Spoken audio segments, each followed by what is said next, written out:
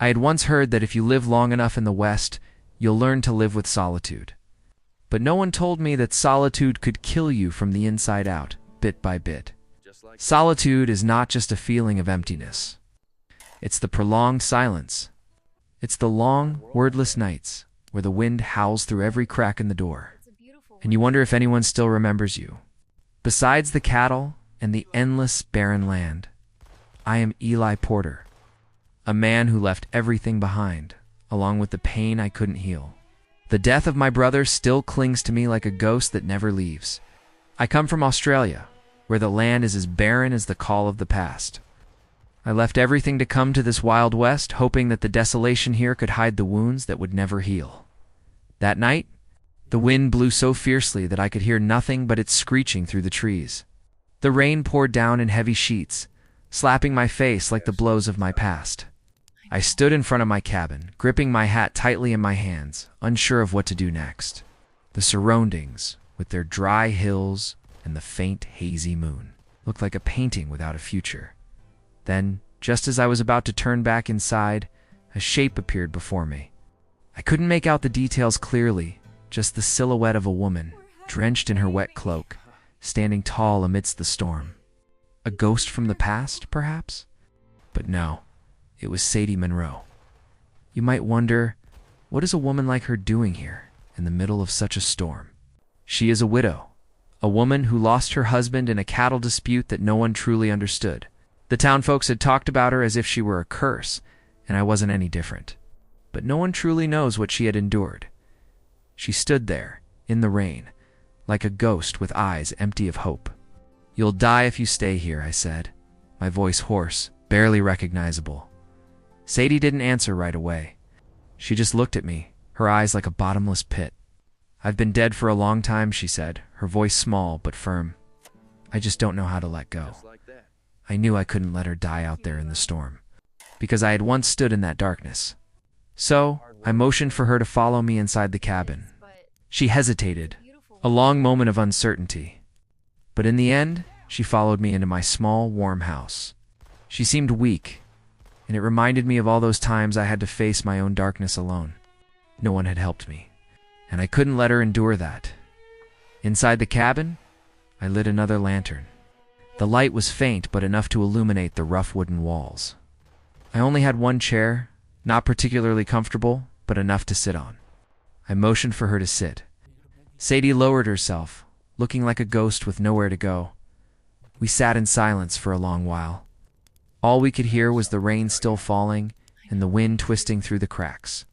Finally, I spoke. "Where do you come from?" Sadie looked up, her eyes full of exhaustion. "From a place I no longer want to return to," she said, her voice heavy with sorrow. We sat there, saying nothing more, but the atmosphere slowly began to change. I realized that neither of us was someone who could return to the past. We were just lost souls trying to find a place to call home. Both of us carried scars. And the longer we stayed together, the more those scars became apparent. Sadie began working outside, helping me repair the fence, doing chores around the cabin that I never thought anyone would help with. And over those days I realized one thing. She wasn't the curse the town had spoken of. She was a strong woman, someone who carried the kind of resilience I had forgotten. But life was never easy. The price of resilience often came in the form of unshed tears. The gossip about Sadie still lingered at the door, waiting to pour in and shatter the new life we were slowly building. The whispers of the unlucky widow and the lonely man were like ghosts, constantly haunting, trying to pull us back to the misery of our past. One evening, as Sadie and I sat by the fire, suddenly the door of the cabin burst open. A stranger, someone I had never seen before, stepped in. He looked like he came from town, his eyes filled with contempt. "So, you found yourself a place to shelter, Monroe," he sneered. "I heard you're living with that cursed man. Take care of yourself." I stood up, my body tense. "I don't care what you think of us. She is mine, and if anyone dares lay a hand on her, you'll regret it." He scoffed, but I was ready for a confrontation. This wasn't just about protecting Sadie. It was about defending myself from the painful memories that I couldn't escape. The next few days passed in a blur of work and quiet moments. We spent our mornings repairing the damage to the ranch, reinforcing the fences, and cleaning up the debris from the attack. Sadie, though still haunted by her past, threw herself into the work with a determination that left me in awe. She was learning to trust again, not just me, but the land beneath her feet. It was strange seeing her so strong after everything she had been through. I couldn't help but think that maybe I had something to do with that. The days were long, and the nights were even longer. We sat by the fire, the warmth of the flames offering little solace from the darkness of our minds. We didn't speak much, but we didn't need to. There was a quiet understanding between us, something unspoken, but ever present.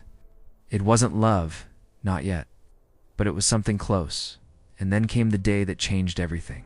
It was just after dawn when the knock came at the door. I was tending to the horses. Sadie was fixing the breakfast. And for a moment, I thought it was just another day. But when I opened the door, I found Samuel, my old friend from town, standing there with an urgent look in his eyes. "Trouble," he said. Before I could even greet him, I stared at him, confusion and dread washing over me. "What kind of trouble?" "The kind that comes with a price," Samuel replied, his voice tight. "They're planning something. Your enemies. They want to finish what they started." I felt my heart drop. I knew what he meant. They weren't done with me yet. And worse, they weren't just after me anymore. This time, they were coming for Sadie. The ride to town was faster than I wanted it to be.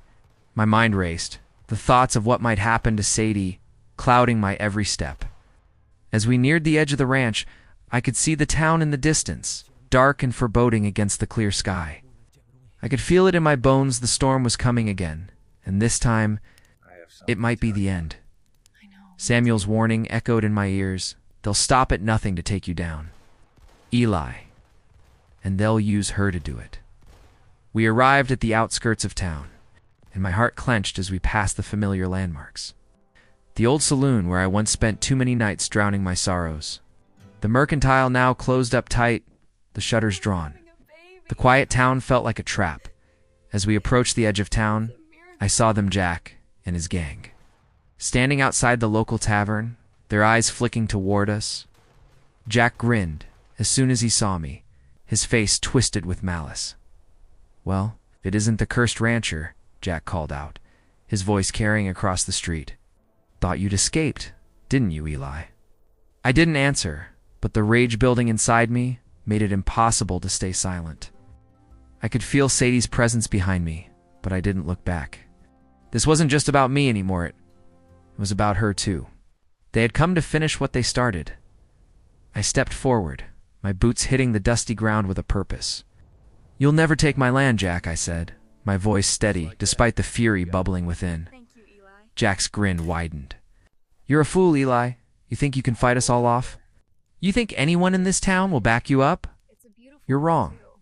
You'll never be free." A shot rang out before I even realized what was happening. Not from me, but from Sadie. She had raised her gun, without hesitation, fired at one of Jack's men who was making a move toward her. I turned to see her standing tall, her hands steady, her face hard with determination. Sadie was no longer the broken woman who had arrived on my doorstep. She had become someone else, someone I would fight for. I could see the shock in Jack's eyes, but it didn't stop him. He turned to his men and signaled them to advance. It was chaos. Gunfire echoed through the street as Jack's gang charged. I drew my own gun, ready to fight for everything I had left. The world around me blurred into a haze of noise and movement as I aimed, fired, and watched Jack's men fall one by one. But Jack was still there, smirking, waiting for the right moment. When it came, he lunged toward me, knocking me to the ground. The fight became a struggle of fists, each one fueled by years of rage and regret. I managed to push him off me, but not before he got a shot off. The bullet grazed my shoulder, but it didn't slow me down. I rose to my feet, my hand clutching my bleeding arm, and fired a shot that took Jack down for good. The fight ended as quickly as it had started.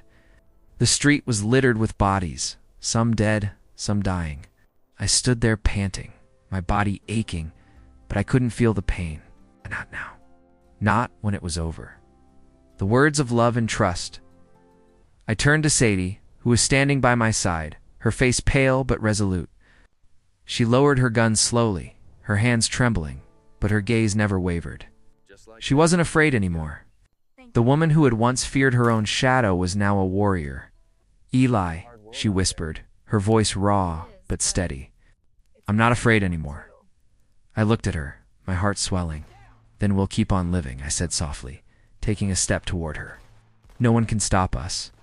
In the aftermath, we stayed in town only long enough to make sure our enemies were dealt with. There would be no more fighting, no more running. For the first time in years, I felt the weight of the past lift from my shoulders. I wasn't running anymore. When we returned to the ranch, the wind was still blowing, but the land felt different now. The weight of fear was gone, replaced with something stronger hope. We would rebuild, together. Sadie and I had faced the storm together, and we had survived.